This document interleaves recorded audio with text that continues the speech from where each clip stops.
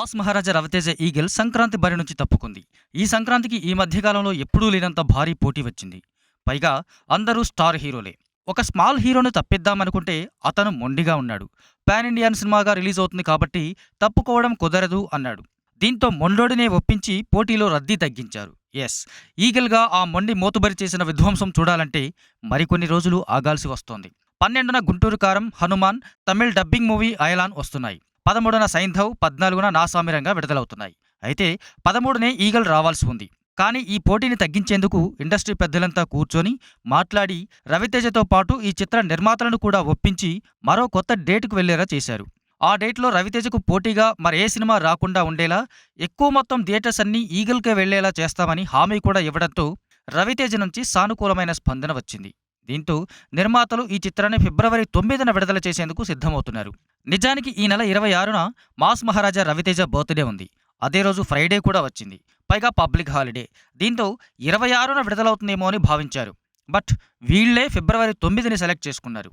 ఆ రోజుకి already date announce చేసిన డీజే టిల్లు స్క్వేర్ను వాయిదా వేసేందుకు నిర్మాత నాగవంశీ ఓకే చెప్పాడు.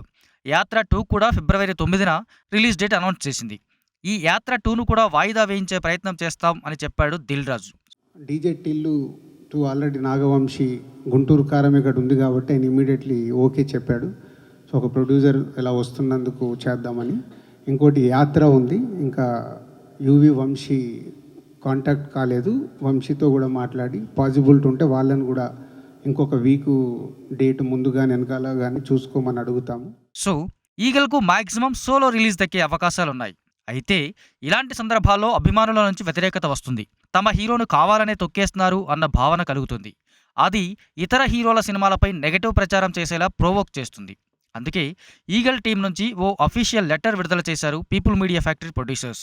ఈ లెటర్లో ఏముందంటే, బాగు కోసం బరిలో రద్దీ తగ్గించాం. మొండోడి మనసు పుట్టతేనే తన నిర్మాత పరిశ్రమ బాగు కోసం బరిని సంక్రాంతి నుంచి ఫిబ్రవరికి తీసుకొచ్చాడు. అందరూ చూడాల్సిన జనరంజక చిత్రం ప్రదర్శించడానికి అంతే మొత్తంలో థియేటర్స్ కావాల్సి ఉంటుంది. దర్శకుడు మొదలుకొని సృజనాత్మక సిబ్బంది పనిని ప్రేక్షకులు చూసి మెచ్చుకోవడానికి ఒక ఇరుకులేని వేదిక, సమయం కావాలి. వీటన్నిటినీ దృష్టిలో పెట్టుకొని బరిలో రద్దీని తగ్గించే నిర్ణయం తీసుకున్నారు. మారింది తేదీ మాత్రమే, మాసోడి మార్కు కాదు అంటూ రాసుకొచ్చిన ఈ ఉత్తరంతో అటు రవితేజ అభిమానులను కూడా చల్లబరిచే ప్రయత్నం జరిగింది. మరి ఈ సోలో డేట్తో మాస్ మహారాజా కొత్తగా రికార్డులు ఏమైనా క్రియేట్ చేస్తాడేమో చూడాలి.